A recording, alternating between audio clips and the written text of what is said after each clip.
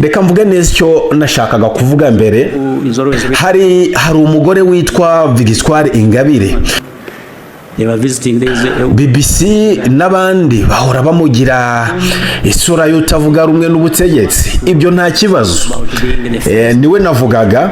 Uyu mugore ubu ntari muri gereza, ariko yakagombye kuba yirimo.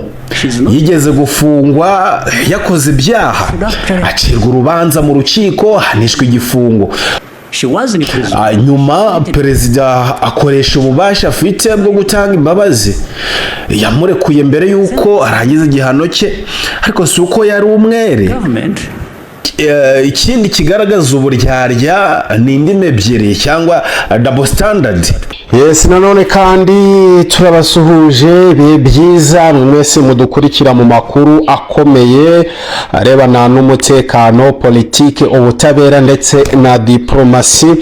Munyemerere muri kano kanya tugaruke kuri aya makuru nanone ari kuvugwa mu butabera hano mu Rwanda, aho urukiko muri kano kanya ni urukiko rw'ikirenga rwamaze kwemeza ko ikirego cy'umunyepolitike utavuga rumwe n'ubutegetsi uwo nta wundi ni Madame Victoire Ingabire Umuhoza. Ikirego cye rero ko gifite ishingiro. Iyi rero ikaba ari imbarutso ikomeye cyane ku rubanza ruzatangira mu kwezi kwa Werurwe cyangwa se mu kwezi kwa gatatu. Twihuse rero reka tukubwire yuko ni urukiko rw'ikirenga mu Rwanda rwamaze gufata icyemezo gikomeye ku rubanza rureba umunyepolitike utavuga rumwe n'ubutegetsi uwo nta wundi ni Ingabire Victoire Umuhoza cyangwa se Ivu mu magambo ahinnye nk'uko byagiye bivugwa, aho rwemeje ko ikirego yatanze gifite ishingiro kandi ko kigomba kwakirwa kikaburanishwa mu mizi. Kizaburanishwa rero guhera ku itariki 4 z'ukwezi kwa gatatu muri uyu mwaka turimo. Iki cyemezo rero kije nyuma y'igihe kirekire cy'impaka ndetse n'amatangazo anyuranye, aho Ingabire n'abamwunganira mu mategeko bavugaga ko afunze binyuranyije n'amategeko. Ni mu gihe urukiko rukuru rwari rwaratesheje agaciro ikirego cye runavuga ko nta shingiro gifite. Victoire Ingabire Umuhoza uzwi nk'umunyapolitike ndetse n'impirimbanyi ya demokarasi, akaba rero yagejeje ikirego cye ku rukiko rw'ikirenga asaba gusuzumwa ku itegeko rigenga imiburanishirize y'imanza nshinjabyaha, by'umwihariko ku ngingo y'106 aho avuga ko inyuranyije n'itegeko nshinga ry'u Rwanda.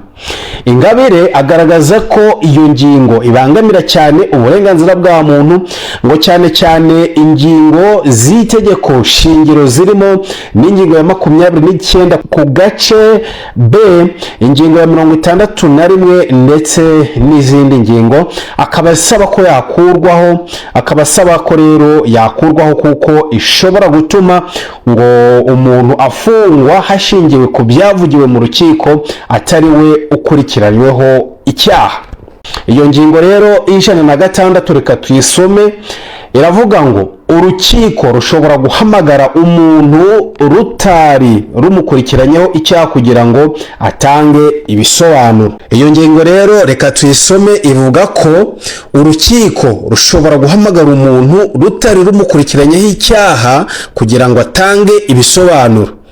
Nyuma yo kubazwa, urukiko rushobora gutegeka ubushinjacyaha kumukoraho iperereza iyo rusanze ibisobanuro bidahagije kandi hari ibimenyetso.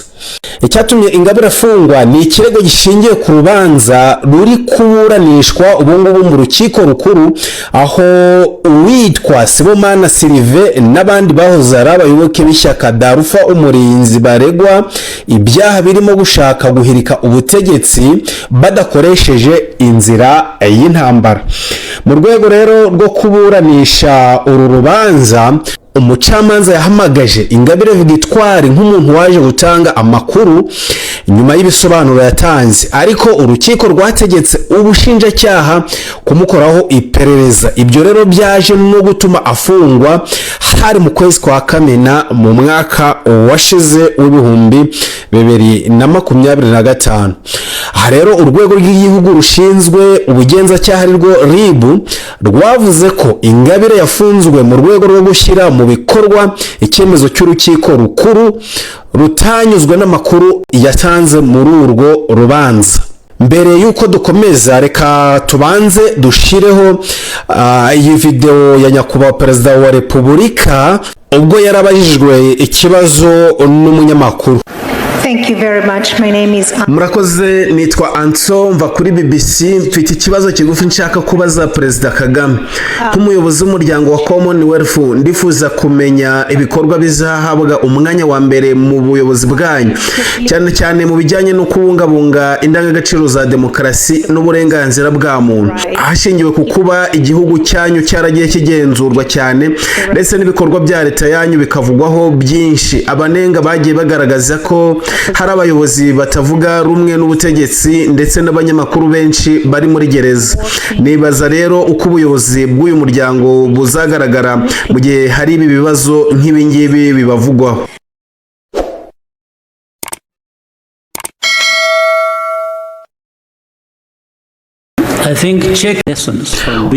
Ku bijyanye rero no kubungabunga izo ndangagaciro, uko mbibona, uko abanyarwanda babibona, ntidukeneye amasomo ava kuri BBC cyangwa ku wundi uwo ari we wese.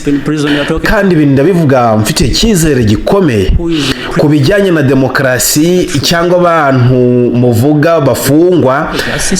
Nta muntu n'umwe uri muri gereza mu Rwanda utagakwiye kuba yirimo.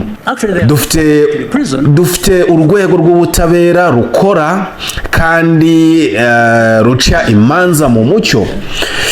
Reka mbabwire ikindi, mu by'ukuri hari abantu batari muri gereza uyu munsi kandi bakagombye kuba bafunzwe, ariko ntawe uri muri gereza utagakwiye kuba ayirimo. Ariko hari abatari muri gereza bakagombye kuba bayirimo. Urugero, hari umunyamakuru wandika ibintu bitandukanye, agafata umuntu akamushimagiza, akamugira intwari y'ibintu byinshi.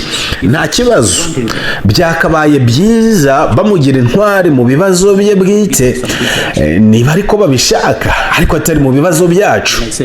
Reka mvuge neza icyo nashakaga kuvuga mbere. Hari umugore witwa Victoire Ingabire. BBC n'abandi bahora bamugira isura y'utavuga rumwe n'ubutegetsi. Ibyo nta kibazo, niwe navugaga. Uyu mugore ubu ntari muri gereza, ariko yakagombye kuba yirimo. Yigeze gufungwa, yakoze ibyaha, acirwa urubanza mu rukiko, ahanishwa igifungo. Nyuma perezida akoresha ububasha afite bwo gutanga imbabazi, yamurekuye mbere yuko arangiza igihano cye, ariko si uko yari umwere. Ikindi kigaragaza uburyarya ni indimi ebyiri cyangwa double standard. Yacira urubanza hashingiwe ku bimenyetso byatanzwe n'ibihugu by'i Burayi bifatanyije n'ubutabera bwacu. Ntabwo rero byakorewe hano gusa, niho bihera acirwa urubanza agafungwa. Ariko hari abamugira nk'umumarayika wa demokarasi n'ubwisanzure. Bituruka he? Ubu ari hanze, ariko ndavuga ko iyo tutamubabarira yakagombye kuba ari muri gereza. Ingabire ndetse n'abamushigikiye bo bagaragaje ko gufungwa kwe kudatandukanye n'amagambo Perezida Paul Kagame yavuze mu mpera z'umwaka wa 2024 mu ijambo ryatambutse kuri radiyo nanone na televiziyo by'igihugu, aho yakomoje ku bantu bamwe bababariwe bakava muri gereza. Icyo gihe perezida avuga ko batarebye neza bashobora kongera gufungwa. Abanyamategeko ba Ingabire icyo gihe bo bavuze ko aya magambo yateje inkeke ku mutekano w'umukiriya wabo, kandi ko yafatiwe icyemezo cyo gufungwa nyuma y'ayo magambo, bityo bigaragaza ihuriro rya politike ndetse n'ubutabera. mu iburanisha ry'iki kirego intumwa nkuru ya leta yagaragaje ko uru rubanza ko ngo rutagomba gusuzumwa ishingiye ku ihame rya res judicata risobanura ko ngo ubundi urubanza rwamaze gucibwa n'urukiko ruba rubifitiye ububasha rutongera kuburanishwa ku kibazo kimwe. Icyo gihe yanavuze ko hari urundi rubanza rwitwa Mutebwa Alfred rwareze ingingo isa n'iyo, bityo ko ikibazo cyamaze gufatwaho icyemezo. Ariko kandi Ingabire yagaragaje ko ingingo y'106 yanditswe bushya kandi ko ikomeje kugira igitekerezo kinyuranyije n'itegeko nshinga, bityo ko ngo ishobora kongera kuregerwa. Urukiko rw'ikirenga rushingiye ku bitekerezo by'impuguke mu mategeko zo mu Bufaransa ndetse no ku byemezo byafashwe n'inkiko zo mu bindi bihugu nk'Ubuhinde, rwemeje ko ihame rya res judicata ridakuraho ububasha bw'urukiko bwo gusuzuma itegeko ryanditswe bushya, cyane cyane iyo rigumana igitekerezo cyari cyararegewe. Ariko nanone tugaruke ku cyemezo cy'urukiko rw'ikirenga. Nyuma yo gusuzuma impaka z'impande zombi, urukiko rw'ikirenga rero rukaba rwemeje ko Ingabire Victoire Umuhoza afite inyungu zo kurega kuko ingingo y'106 yamugizeho ingaruka ku giti cye. Ikindi nuko hari ibintu bishya byinjijwe muri iryo tegeko byatuma risuzumwa bushya. Ikindi nuko ikirego cye gikwiye kwakirwa kikaburanishwa mu mizi. Urukiko rero rwatangaje ko iburanisha rizatangira ku itariki 4 Werurwe kandi ko urubanza rwa Sibomana Sylvain na bagenzi be ruzakomeza nyuma y'uko uru rubanza rwa Ingabire Victoire rufashweho icyemezo. Iki cyemezo rero cy'urukiko kikaba gifite n'uburemere bukomeye. Iki rero kikaba ari icyemezo cy'urukiko kandi rw'ikirenga gifatwa nk'intambwe ikomeye cyane mu mateka y'ubutabera mu Rwanda, kuko gishobora kugira ingaruka kuri izi ngingo. Icya mbere ni mu miburanishirize y'imanza nshinjabyaha, icya kabiri ni mu burenganzira bw'abantu bahamagazwa mu nkiko, icya gatatu ni ku mubano uri hagati ya politike ndetse n'ubutabera. Iki cyemezo kandi gihuriranye n'imyigaragambyo iteganyijwe i Buruseli mu Bubiligi, aho bamwe mu banyepolitike ndetse n'imiryango mpuzamahanga barimo gusaba umuryango w'ubumwe bw'Uburayi gukomeza gushyira igitutu ku Rwanda kugira ngo uyu Ingabire Victoire Umuhoza arekurwe, bashingiye ku myanzuro yafashwe mu mwaka w'ibihumbi 2025.